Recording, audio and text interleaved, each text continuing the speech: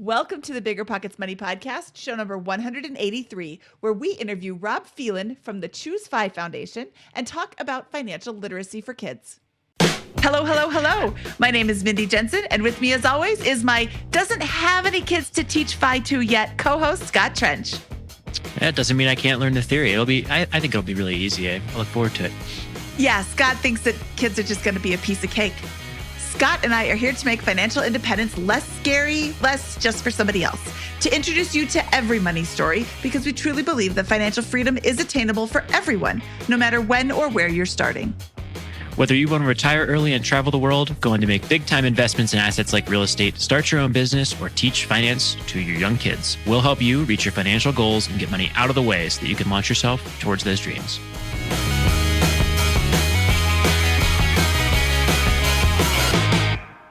Scott, I am super excited to talk to Rob Phelan today. He is from the Choose 5 Foundation, and his, I would say, passion is teaching kids about financial literacy and financial independence in general.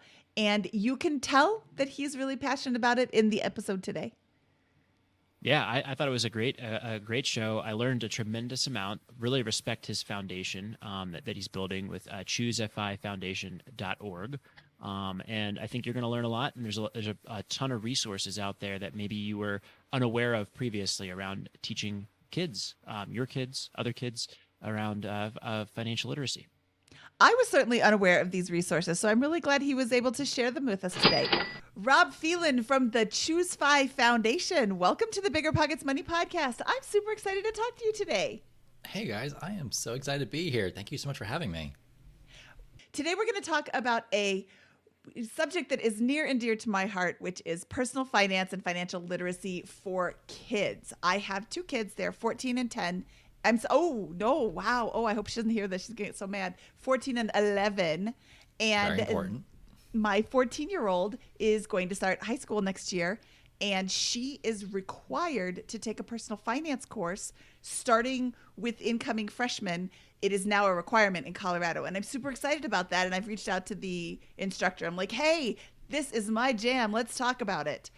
Rob, let's talk about your money journey and your childhood growing up. You clearly know everything about money, right? Oh, of course, yes. And I feel so bad for that teacher who's going to be like, oh, crap, there's this person at home who actually knows what they're talking about, is going to be able to tell everything that I do wrong. So that is a nightmare, I'm guessing.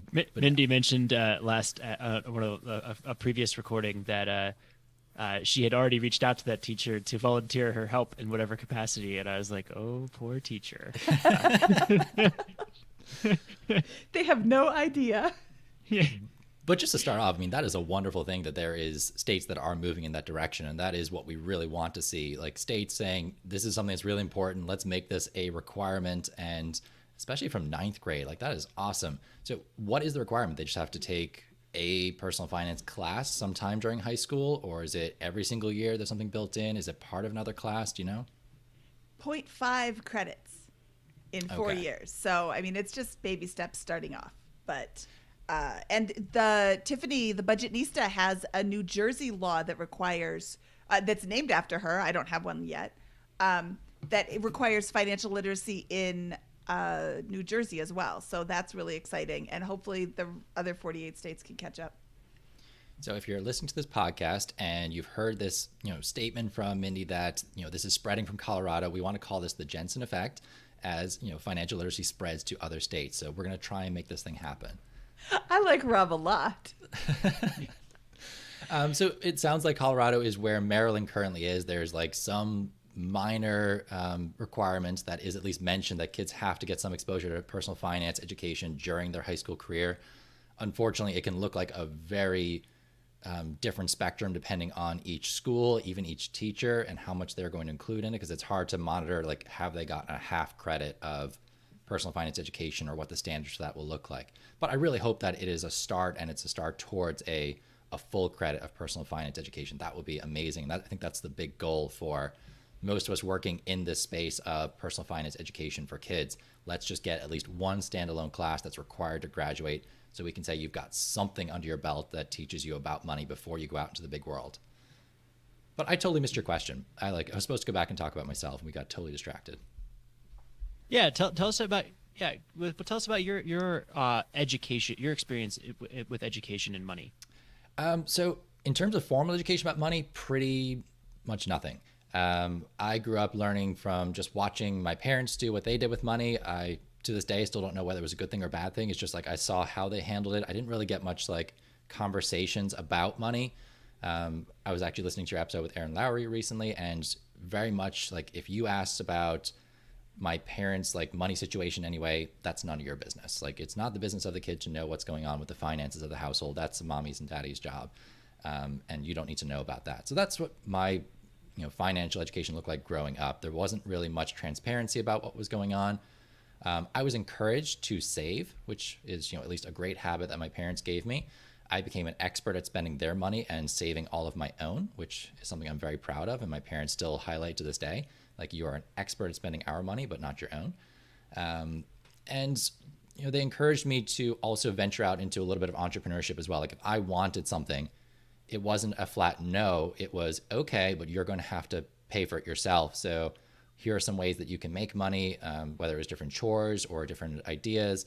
I lived in New York growing up, so I was able to collect bottles and cans, take them to a bottle bank, and get my 5 cents to a quarter for each bottle. So that was my way I started making money when I was in my 6, 7, 8-year-old kind of phase.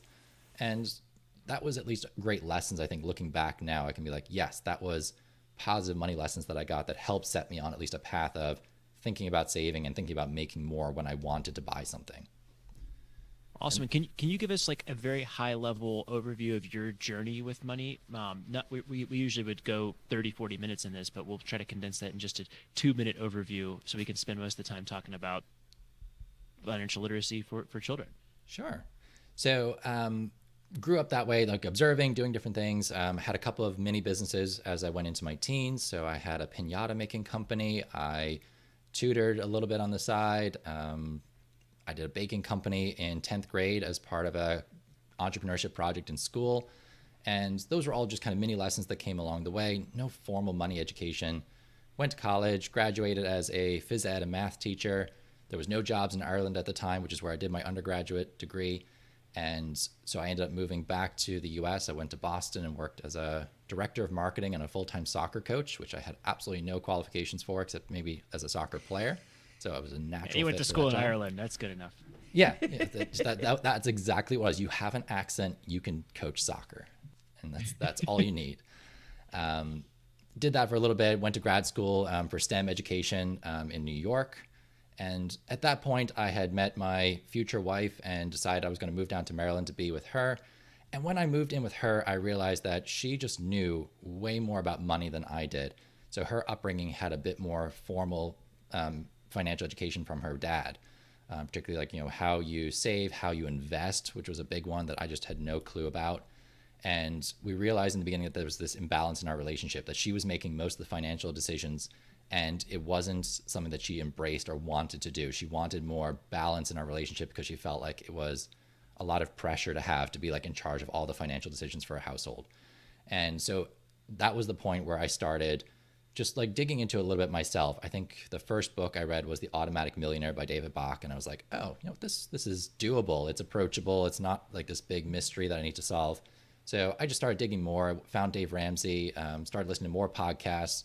And eventually I got asked, did I want to teach personal finance at my high school? So there's a math class called Contemporary Math, which is like a hybrid of personal finance and math.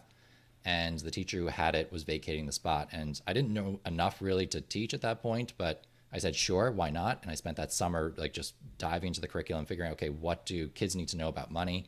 Realized there wasn't really anything great out there. Like there's a lot of financial literacy stuff, which is just really dry and boring. Like, here's how you balance a checkbook. Here's how you write a check. Here's how to do a mortgage loan amortization schedule. Like, who cares? And what I was realizing from these podcasts I was listening to was it's not about what you know per se. It's about your attitudes, beliefs, values, your relationship with money. Like that's really what's going to determine whether you're going to become wealthy in the future or not. And because I couldn't find anything like that out there, I approached Choose a Fi as one of the podcasts I listened to the most. And I said, I'm interested in creating something. Do you want to partner on this? And that's when I fell into this whole journey of creating a personal finance curriculum with Choose FI, and we were joined by Danny Mendonza and Mandy Burt, and we created a pre-K through 12 personal finance curriculum. End story. So, that's awesome. So are you kind of still pursuing FI for yourself? Is that still a personal goal? Yes. So my wife and I are on our journey to FI. We've, I guess, actively been pursuing this for about 5 years now. Yeah, it sounds like we should talk to her about your FI journey. At least in the beginning, definitely, yes. Yeah. I stole that from Mindy. Mindy had that joke, and I just ripped it off. All right. But moving on back to children's financial literacy. I don't know the first thing about this. I don't know anything at all about teaching children and education and those types of things. And so, like, where do we even begin that discussion about how to approach this topic with kids, aside from the really great start you gave us around framing it as an attitudes, beliefs, mindset about money rather than an amortization schedule and balancing a checkbook? All right, so let's go back to, you've got kids who are very young, like they're 2, 3, 4, 5, like before formal school starts. How do you teach them anything at that age? You show them. You show them what else? You lecture No them. idea. I think it's going to be really How do you easy teach your though. kids something? They surely know something. I showed that. Well, Scott doesn't have any kids. I showed them. Here's how you put this Cheerio in your mouth. Here's the sippy cup. You start very small and show them, and then it just builds on. Or they watch you and they imitate you. Yes. So a lot of observation, and you take the time to show them, and you point out and you voice, like, this is what I'm doing, this is why I'm doing it. You take them through your decision-making process. But even more so, a lot of our kids learn through play. Like they imagine different scenarios. They have a great sense of like wanting to reenact what they're seeing and process what they're seeing in their everyday life. And if you take the time to sit down and play it out with them, you get a lot of those early lessons through that. Books are another wonderful example where kids just like to read with you, and that's how we teach them to read and recognize words and that sort of thing. There's lots of different strategies that we use with kids just to teach them random things, and the same thing happens with money. So if you're taking them out to the store, like explain to them like, oh, if you want this, we have to pay for it. Where does that money come from? Well, mommy and daddy or whoever has to go to work, and when they're at work, that's when they make the money that allows us to get these different things. And you just scale up the concept as time progresses. If they have questions, that's the best time to just sit down with them and be like, okay, let's talk through what this particular question was about, whether it was, why do you have to go to work? Why can't I have this particular item or toy? Where you said no to something, why did you say no? And talking about like, okay, there's certain things we can and can't have. There's needs, there's wants, and just having conversations, I think, with your kids is a wonderful way to do it, and especially if they do show any curiosity in the area, that you're willing to sit down with them and have explore those topics with them. Then as they get older, like the lessons that you have can change. Involving them in the financial decision-making process of the household is a really empowering thing for a child. Like if you can give them any sort of feeling of ownership over what's happening, they're going to show an interest, and they're going to be much more compliant with, like, say, you're trying to get out of debt, you're trying to get rid of some credit card stuff, you're paying down student loans, you are trying to build wealth.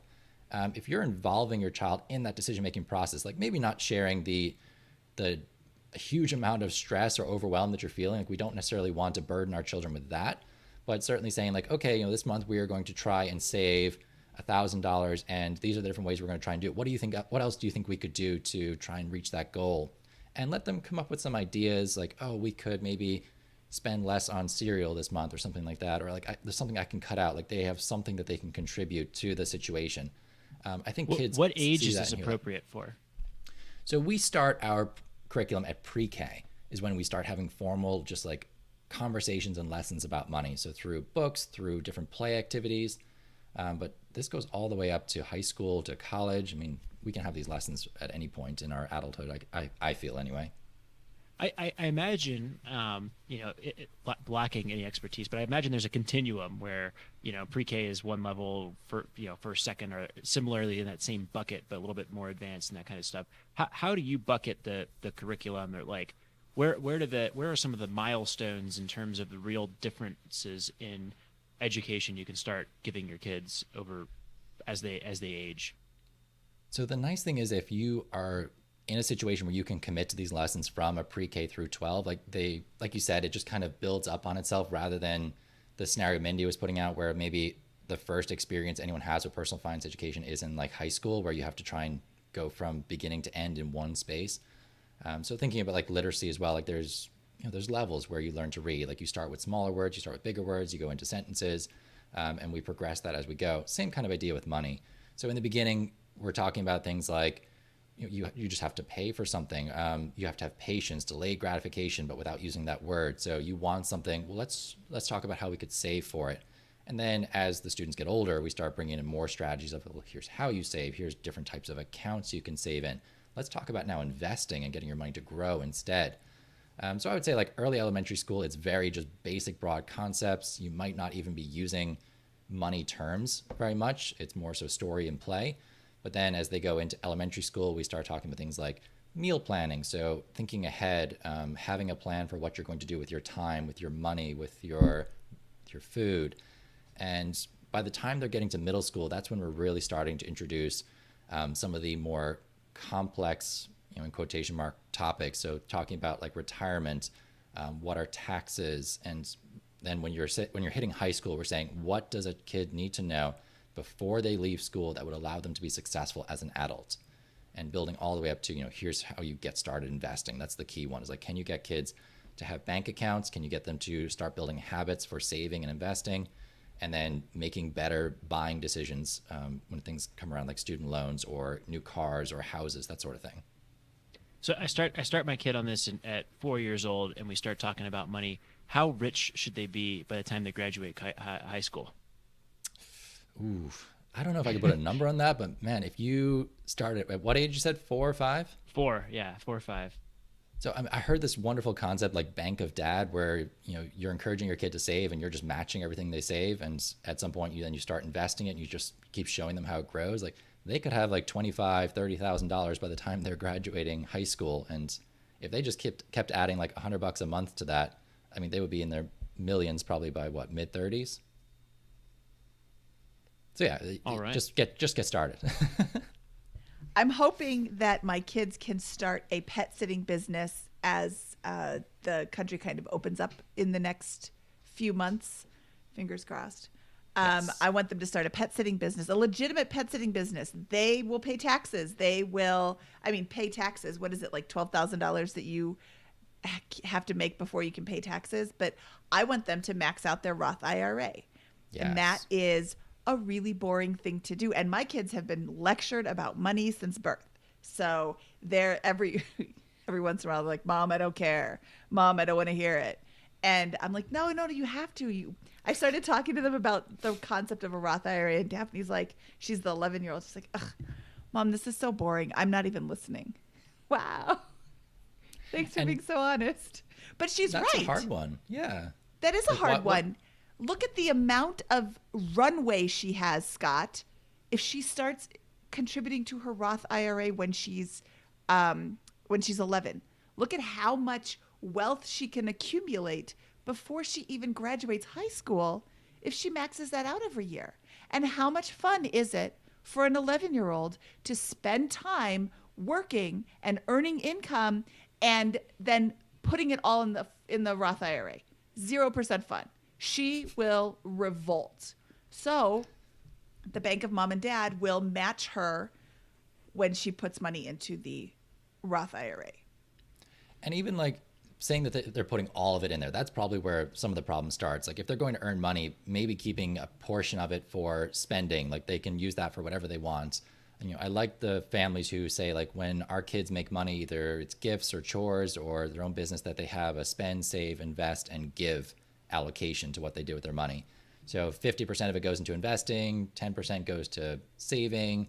They give away 10% to whatever cause they feel is important to them at the time. And then what am I left with? 20%, they can do whatever they want with. And I think that is a bit more attractive to kids. Like, okay, there's a reason why I'm earning the money. Like there's something personal that I'm gaining out of this. Cause yeah, we're just trying to build habits at that point. Like they're not getting the concept of retirement. Like that's just so far away in the future. That's like 4 or 5 lifetimes away for them at that time. So it's a hard one. You're trying to build that habit. And if you can just say, okay, we're going to build these good habits of saving and investing at that age, I mean, if you do that from a young age, by the time they graduate high school, they're at Coast Fi. Like they could just stop investing at that point, probably let it ride until they hit 65 and they've got their millions. They're good to go. And then anything they do afterwards is just bringing that day closer and closer. And they don't have to be stuck in a job they hate or a career that they decide they just don't love anymore. It gives them so much freedom when they don't have to be tied to it. And I've worked some really crappy jobs. I've worked some pretty, I have one boss who shall remain nameless. I'm not the president of her fan club. And I was there because I had to be.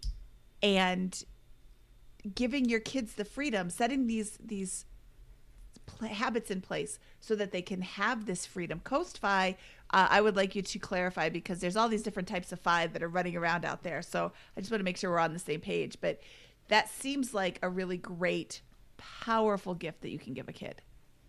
Yeah, I mean, I think everyone likes coining their own terms. So there'll be a Jensen Fi out there soon, I'm sure. But Coast Fi is essentially where you have invested enough money, and the idea of financial dependence is, in loose terms, you have 25 times your annual expenses in investments, so that if it's earning 8% interest, you could live off 4 and your money would never disappear. So you're at that financial independence point that you can live off your investments for the rest of your days. Coast Fi would be, I've got $100,000 in my accounts, and if I'm okay with retiring at 65, I know right now if I don't touch those accounts anymore, I stop contributing, by the time I get to 65, I will have my 1.2 million that I need to retire. So that's our Fi number in our family. So we are at that kind of borderline on Coast Fi, because I'm 31 now. So if we just let it ride for another 34 years, we would have enough to retire off of by 65. So everything we add now is just bringing our potential retirement date closer, even though I don't think either of us have any plans to retire early. So let's try like more a specific situation, because it sounds like 11 is too many lifetimes away from money to, there's things you can do as a parent to set up your child downstream, the things that Mindy mentioned, but maybe like a junior or a senior in high school, it's starting to become more real and imminent. There's probably some work experience, at the very least over the summer, that most of those folks are getting in some capacity.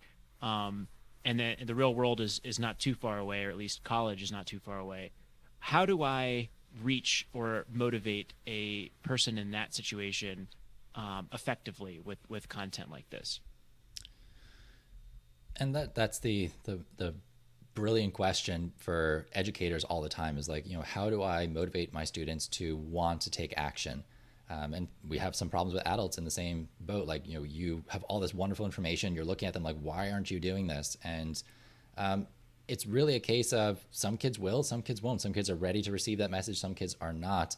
And we're trying to give them as much great information as we can, and trying to get them to take as many actions as possible to put themselves on that path, or at least give themselves opportunities in the future. So like, Mindy talking about an 11-year-old, they're not going to care about retirement, but if we can just train them into that habit of putting a percentage of their money aside, whether it's going into a Roth account, a brokerage, a savings account, who cares? They're putting money aside. That's for future them. That's a great habit. And then once they're ready to say, okay, you know what, now I get it.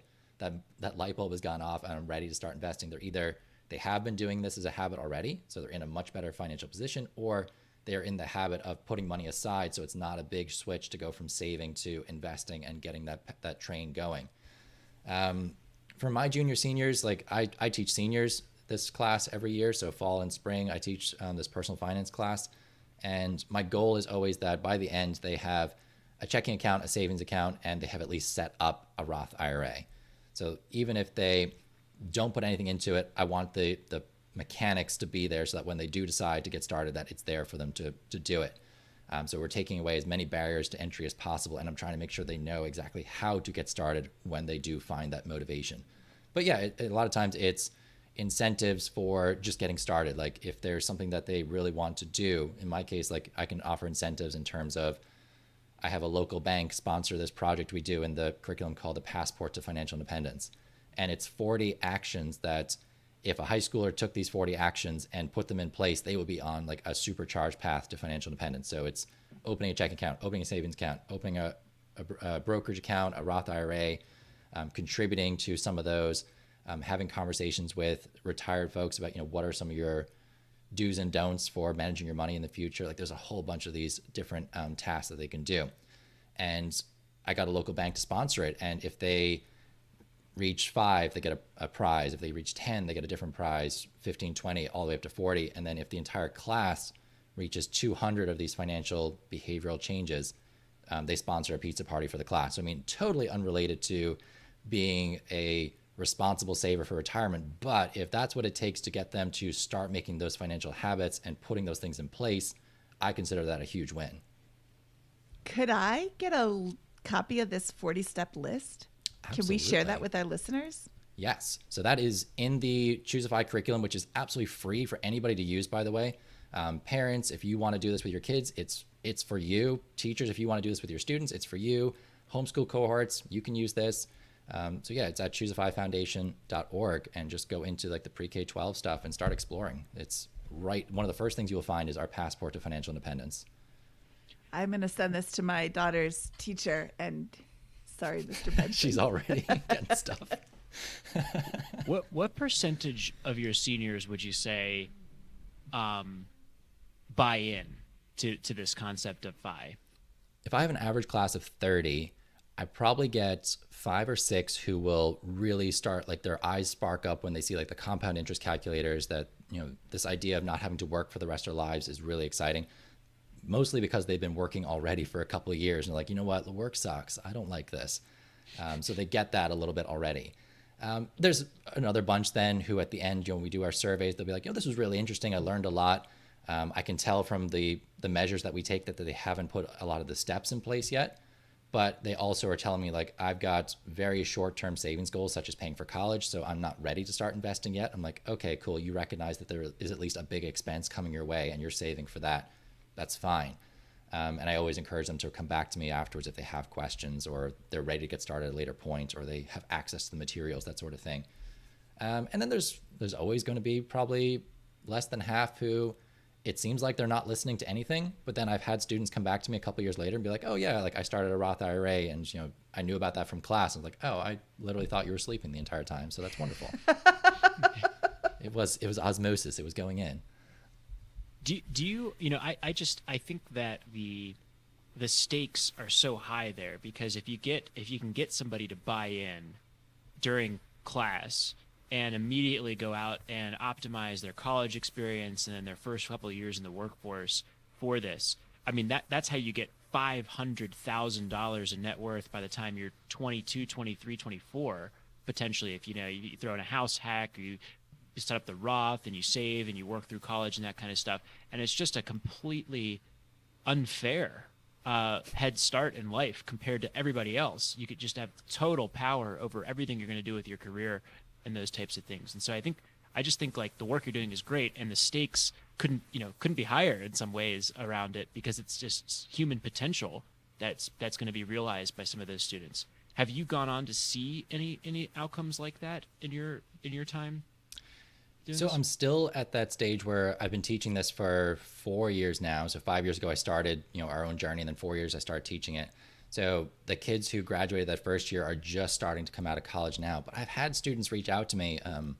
One student in particular is down in Florida, and he reached out to me like a year later and was like, oh, by the way, like I'm running my own business down on college campus. Like I'm drop shipping all of this stuff from, I think it was from China. He's like just importing it, marking it up and selling it on again. And he's like, I wear my like cowboy hat around the place because that's my brand, so everyone knows me when they see me. And like he's just thinking about things differently. And I'm pretty sure he's just cash flowing his way through college with his side business. And this kid is going to be killing it by the time he comes out.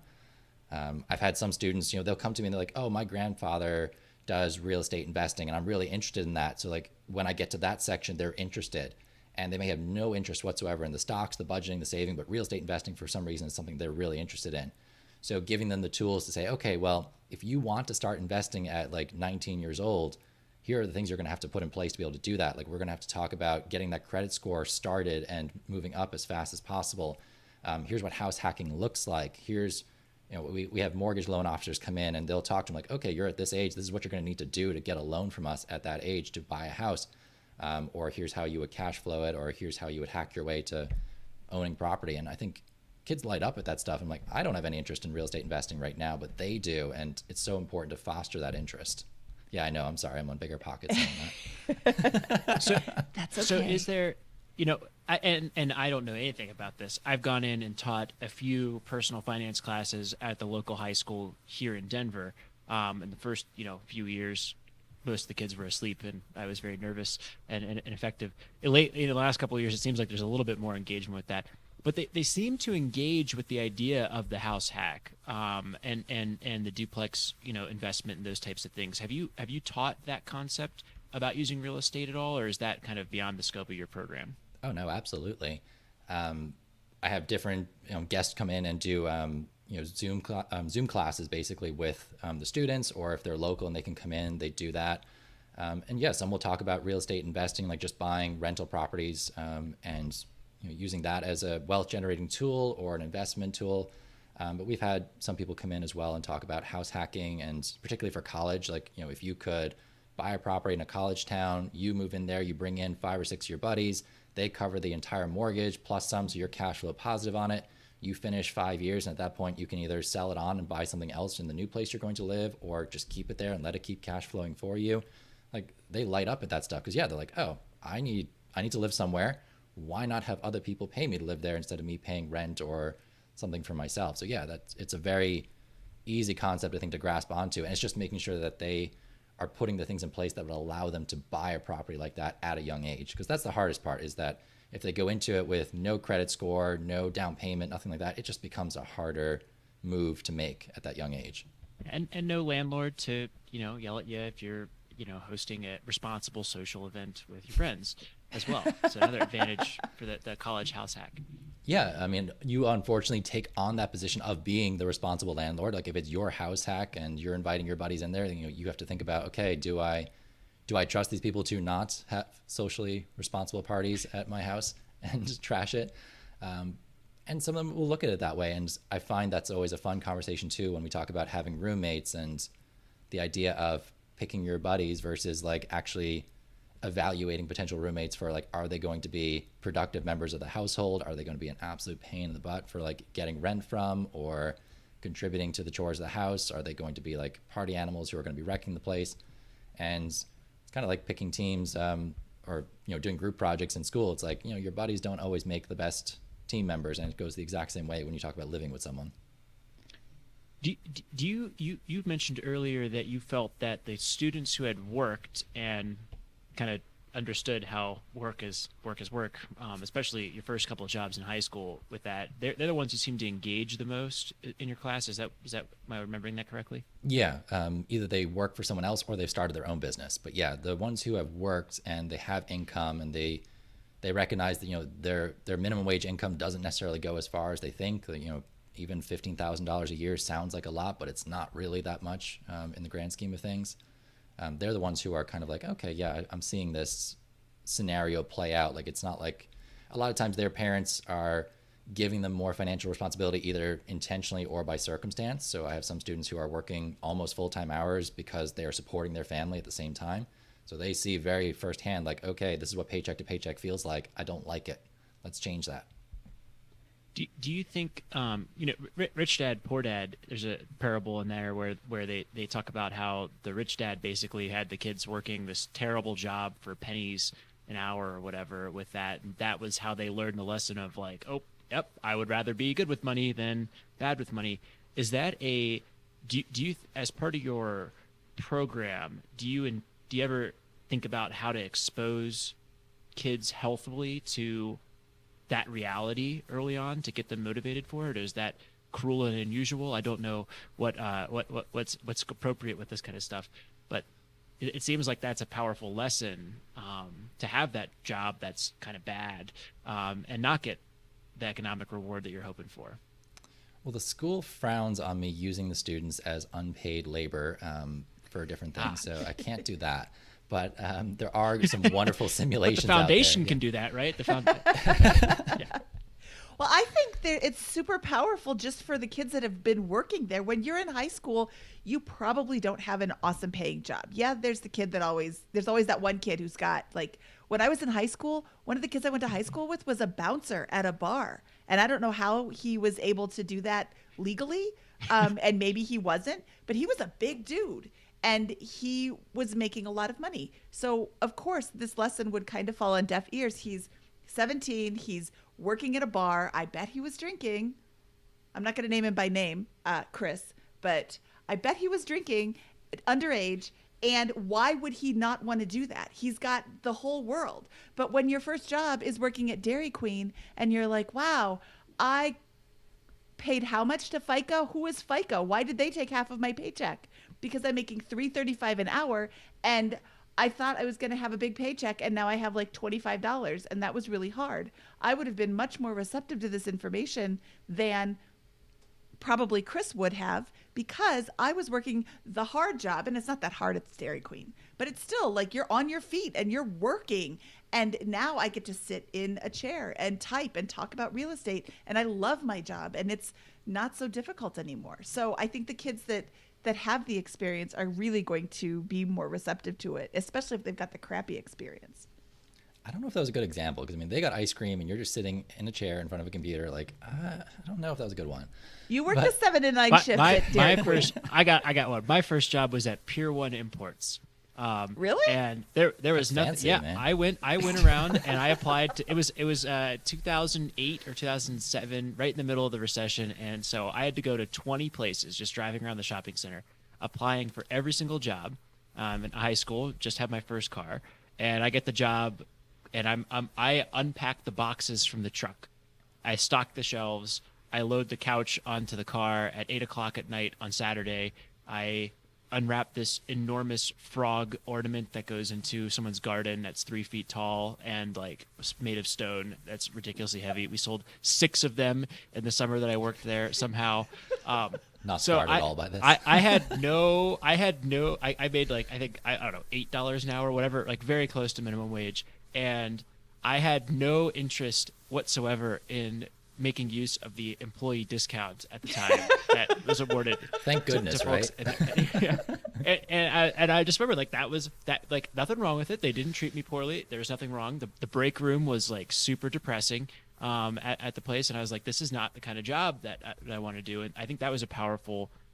I was not motivated about financial independence, of course, for 10 more years following that, or 5 more years following that. But I was motivated to get better and better jobs each time after that. So I don't know. That's why I'm kind of, I kind of think that, you know, maybe there's a benefit to get, you know, guiding your kid towards a pretty lousy work experience one summer, and maybe that's a good kick in the pants to get going on the FI journey. I don't know. So maybe there'll be some angry comments on this episode for me saying that, but Possibly, or like the fans of Dairy Queen coming back at you too. It was a not hard job. It was fast paced. Like when you during the summer at Dairy Queen, there's a line, and I worked the 7 to 9 shift, which is the busy shift. 2 hours. That kind of sucked. Because then my whole night is ruined because I think I was 15 at the time. So my whole night is ruined. I can't do anything because I got to go to work. And then after work, it's curfew. So I have to be home. So, but for 2 hours. So I got $6. Yeah, that is tough. I'll give you that one. It's tough. Going back to your question of like how you recreate this, you know, in the curriculum, we use simulations. There are some wonderful simulations out there that basically force kids to take on a job and budget and do all of these different things. And I actually wrote an article the other week about just different types of video games that are out there that, you know, ask kids to budget and cash flow manage and all those sorts of things. Like there are examples of this out there. But yeah, you can recreate a lot of these digitally. And, you know, some of my favorites, like they pretty much make students, like poor college students, like they are literally trying to stretch to the end of the month, like every last penny. It's always a hard month. And most times they come out of it being like, that sucked. Like, I don't want to do that. And if they say that, I'm like, job done. We did it. Like, you at least get it. That like living paycheck to paycheck, not making enough income is a problem. And that's kind of that first step to like getting students to adopt some of these mindsets and mentalities and listen to the lessons is just recognize there's a problem out there with how people are doing money right now. And then the fun part is, there's two ways to attack the problem. You either decrease your expenses or you increase your income. And for me, like the one that lights me up is increasing income. Like I don't really have any interest in cutting my expenses to the bone. I keep them within reason, but you always want income to be greater than expenses. So you got to attack the equation from one or both sides, and increasing income is always a fun one to talk about. So like bringing entrepreneurship into a personal finance curriculum is something that we do in the Choosify Foundation, and it's just a really fun unit to teach. Okay, so I'm one of the parents that does not have a child in your class specifically. Where can I go to learn about? I'm not a parent yet. I'm just pretending I am for the purposes of this question. But where can I go to get a access to learning about how to teach my child about this, or help other children in the community if that's something I want to do? Can you tell us a little bit about the work you're doing on that front? Yeah, so with Choosify Foundation, this curriculum is freely accessible to anybody who wants to use it. You go to choosifyfoundation.org, and then if you want the curriculum part particularly, you can get to /pre-K-12. And what you'll see there is a pre-K curriculum, a kindergarten, a first, second, a third through fifth, a 6 through 8, and a 9 through 12. So it's banded based on the grade level of the students. And you go in there, you will find it divided up by units and topics. So you can talk about budgeting, you can talk about taxes, you can talk about investing, insurance, whatever you want to, you will find it in there. And if you are a parent who just wants to bring this home, find a topic that you think your kid might be interested in talking about, explore maybe what a lesson for that might look like. And you don't necessarily have to teach it like you would in a classroom. You say, okay, what's the idea going on in here? What activities is this based off of? Is there a project involved? And then let's just do that with the kids at home and see, do they grab onto that idea, or is it a bust and maybe we need to try this another day? Some of my favorite ones to do are our meal planning project. So you basically, as a high school student, we have this for each age range, and it kind of gets simplified as you go further down. But at the high school level, I ask my students to budget for an entire week's worth of food. So let's plan out 3 meals a day for 7 days. What are the meals? What ingredients do you need? How much do you think it would cost to buy those at a grocery store? So just like a quick estimate of what you think it would cost. Then we go to like online shopping apps, so like Instacart, and we find out how much it actually would cost. They realized their week shop was like $250 because they wanted like steak every night of the week, or they wanted all these expensive things. And then we're like, okay, well, based on the income you have right now or what you think you're going to have, we want to budget 10 to 15% for food. How do we get our food cost to come down into that to fit that budget? And so they have to start problem solving through things like increasing the quantities of different meals so they can eat the same meal multiple times a week, or what foods are cheaper than others. How do I go generic versus brand name? And it's a wonderful kind of thought exercise for them in terms of like, how do I navigate buying food and thinking about it from a cost perspective as well. And that can be done over the dinner table. It can be done in a classroom. Like it can be done anywhere. So looking for things like that, I think, are a wonderful thing to bring home to your students or to your kids at home. If you and is this and so we go to choosifyfoundation.org. Yep. And I will be able to go there and find the lesson plans and materials to prompt these types of that particular exercise and more. Absolutely. Awesome. Yeah. And is that all free? All free. So the foundation exists to spread personal finance education to as many people as possible for free, and we're trying to reach everyone as opposed to like just the upper white middle class society. Like we want something that is applicable, relevant, and accessible to everyone. So if you have schools in your district and you're like, this is something they might be interested in, they don't have huge budgets, they're looking for something free, send them that link and say like, hey, here's something you might want to check out. You can include this in an English lesson, a math lesson, a social studies lesson. It doesn't have to be a personal finance class. Like you can do book studies on different financial topics. Like I do a book study on Richest Man in Babylon in my class. And that's just one of my like favorite things to do with my students. And at the end, they're always like, wow, this book is really old, but man, it's relevant. Like even though they're talking like in this weird Shakespearean kind of language, like it still makes sense. I get it. So yeah, there's lots of different ways you can use it. And I would just suggest check it out and see, look for something that the title stands out to you. You're like, oh, okay, this could be interesting for me or for my own kids. You could go into a high school and lead a mini class based on one of these things. Go to your local library and put on a class for adults using the high school curriculum. It's pretty much the same level as what an adult needs to know.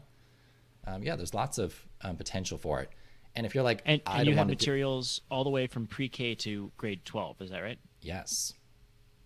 Awesome. So if I'm a parent, I can just go in there, look at the materials sorted by those age brackets, and then get some ideas, pick the one I like, send it to my kid, or I can just go through a curriculum line by line in the order you present. Is that right? Absolutely. And if you're like, I want a hands-off approach, like I don't have the time to do this, or my kid just doesn't listen to me, which we do get a lot from parents, like, they want to learn from somebody that's just not me. We're starting to create now some like self-paced asynchronous stuff for students to do, starting with 3rd through 5th grade. So if you have a 3rd through 5th grader at home, you're like, I want to kind of put them through a personal finance class that they can just like sit in front of a computer and take themselves. We are starting to create that now. So you can go find that as well on the Choosify Foundation page. And that is a paid product. So that is not a free one, but all the materials are available for free as well. It's just if you want somebody actually teaching it to your kid, we can make that happen too. Are you a nonprofit? We are a nonprofit, absolutely. So if you do want to donate or support what we are doing, we will absolutely accept those donations and give you that tax deduction. All right. And if I buy the materials, it goes to a nonprofit. All stays within the foundation. You have to fund what we are doing. Great. Well, awesome. Thank you for sharing all of that. Sounds like a great resource. So go check that out at choosifyfoundation.org. And you can find a lot of those materials and more of the stuff we talked about, and maybe get some ideas for teaching your kids or kids in the community about FI right there. So thank you, Rob. Thank you. All right, Rob. In addition to the Choosify Foundation, where can people find more about you? So choosifyfoundation.org is a great place to find me. And then my own business is called The Simple Startup, where I teach 10 to 18-year-olds how to start their very own businesses. You can find me there at www.thesimplestartup.com. All right. Then, yeah, you're going to need a business if you're 10 to 18 years old and you want to begin funding a Roth, or if you're a parent and you want your kid to begin funding a Roth, they're going to need some income. So that's a good way to couple it with Mindy's approach. Mindy, your kids make money, they don't want to put it in a Roth. So you match the dollars, they get to spend those, and those go into the Roth, and then their income can go into the Roth. Yeah, so if you've got your kids at home wanting to do that dog sitting business and you're like, I don't know how to help them get it started, The Simple Startup is a great way for them to do that. It's like a 10-week program, all virtual, where I walk them through the steps of getting that business started. And the key thing is they do it for free and they do it fast. So it's not like, let's write a 10-page business plan and take 6 months to get this thing started. They're going to start their business as fast as possible and grow it based on what their customers want. And this is not a nonprofit. This is your personal business. Yes, right? this is a for-profit business. Okay. And do you touch on taxes for the kids? Because I do want to teach them about paying taxes, because that is a big cold slap in the face when you get your first real job. So in terms of The Simple Startup, I give them the general, like, you should put about 30% of it aside in a savings account to account for taxes. And then, you work with your parents at tax time to figure out what that looks like for you. Because if they're claiming you as dependents, then it's a different situation versus if you're independent. So yeah, nothing more than just that, because I'm not certified to give official tax information. But yeah, definitely thinking about it. Yeah, I love that you get them thinking about that. I see these people who are like, I made so much money on this. You're like, ooh, save some of that, because the tax man will come after you. Please don't spend it. Yeah. And like for kids, like they probably will get to keep the majority of it unless they're making an exceptional amount of money. But at the same time, like, you still want them doing a tax return and going through that process of how to do it. Yeah. And if you're paying taxes, that means you're making a lot of money. That's actually a really good thing, is to be able to pay taxes. And you have the bank of dad. You can also have the tax of dad, right? Yes. That sounds fun. It's like if you're doing chores, it's like, oh, you made $1 off doing this, but then dad takes tax back, so it's really 70 cents. Here you go. That'll go well with the meal planning exercise. After you introduce that, now they can begin paying portions of their own meals. Yes. All right. Look at this. This is so valuable for parents. I hope so. Like, and I hope, like, as parents, you're looking at this like, oh, okay, it doesn't have to be this big scary thing. Like, I don't have to be a financial expert to talk to my kids about this stuff. Share what you're doing. Look for some games, activities, stories, play stuff that you can do that revolves around money, and just like, experience it with your kids, learn alongside them. And the foundation curriculum is there for you if you need a little bit more guidance and support.